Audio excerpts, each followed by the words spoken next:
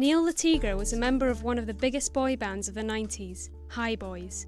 Now, 32 years old and back living with his foster parents, Neil is taking his chances to pursue a solo career in the rapidly changing industry of pop music. We join Neil today at Rhythm Method Studios in London, where he is recording the vocals for what will be his debut single.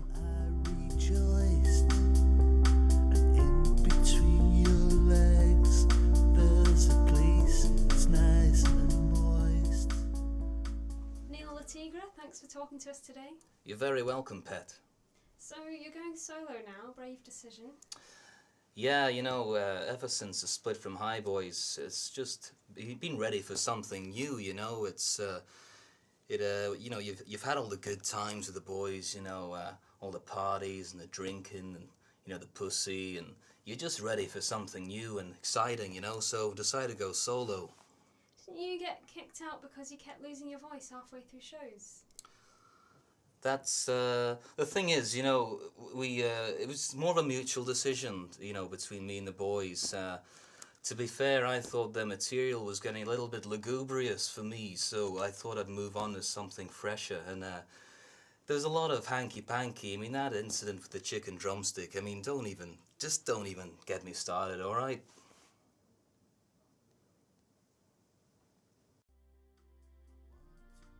Neil's journey would not have been possible were it not for one man, producer Mike Stansfield. Mike found success in the 80s with acts such as Grunge Neckline and Balls Up. Following several lengthy court battles, problems with drink and drugs, and several broken marriages, he now finds himself as Neil's producer, manager, and sound engineer. So, you've known Neil the Tigre for some time now? Yeah, I met him at a party in 2007, I think it was. He spilled my drink, and I was pulling back to wallop in one, like you do. And he started to sing, and that was it. It was the most beautiful sound I'd have ever heard from a geezer's mouth. It was amazing. I cried, actually. So you decided to go into business together right there and then? No, I passed out, actually. You got to remember I was drinking quite heavily back then. But, with the grace of God and the love of 3 or 4 good women, it's all behind me now.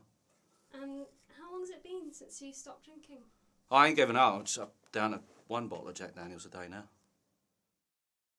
Neil, in between recording, what do you get up to in your spare time? Well, being a man of the world now, I picked up a few interests, I love precious metals. I love tribal gear. I've collected a lot over the years, and I like to mix this together in a sort of art installation, and you should come over sometime and check it out. I think you'd find a lot there that you liked, Tell us a little bit about your debut single. What's it called? Yeah, Love Is the Only Way. That's out on Monday, actually, if all goes to plan here today. But it is what it is. It's love. Love is the only thing that matters, really, and I think that's something you find out with experience.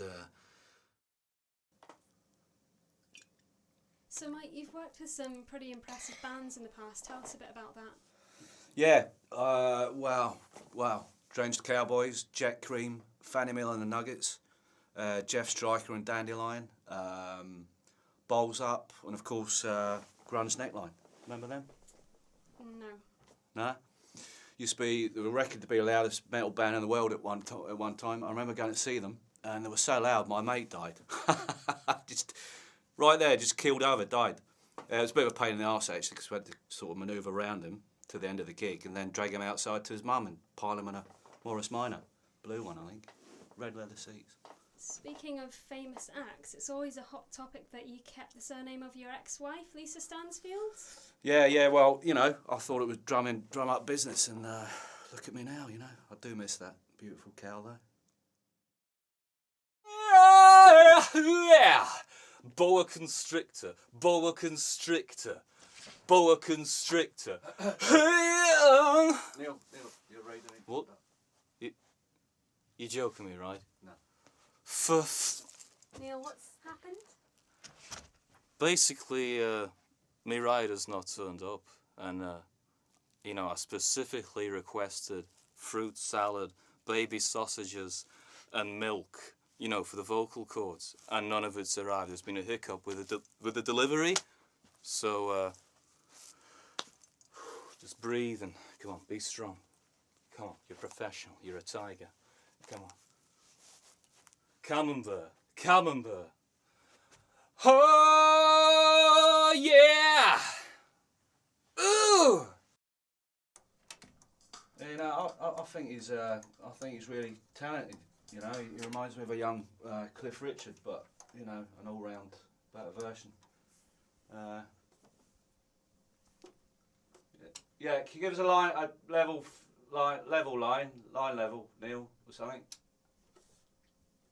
Yeah, no, I can't hear ya. I can't. I'll check the connection. Hang on. Cut! You seem to have developed a great working relationship with Mike.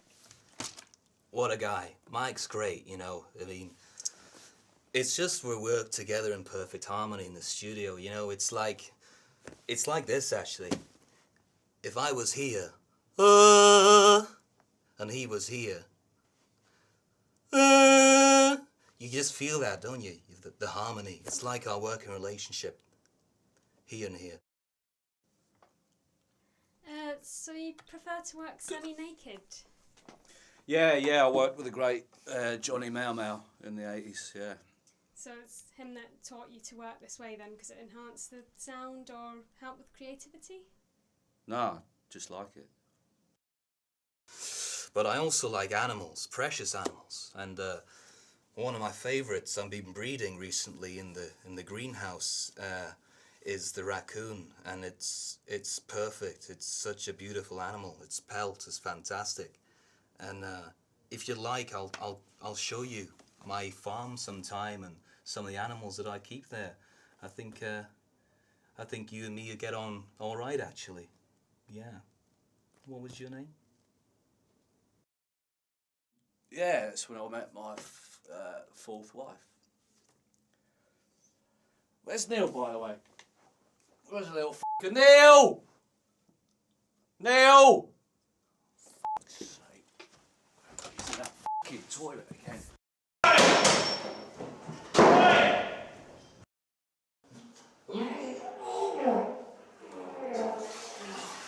Neil, you alright? Yeah, I'm fine, yeah. You a bit nervous? No nerves at all. It's just doctor's orders or whatever. There's weight pills and stuff. But it's all fine, right? Come on, let's get on with this show. Come on. So do you really think that Neil can make it? I don't know why I ain't made it yet. I think he's pure talent. You know, what do you think? Yeah, I think he's great. Exactly. Right, time to cut a platinum record. Let's go.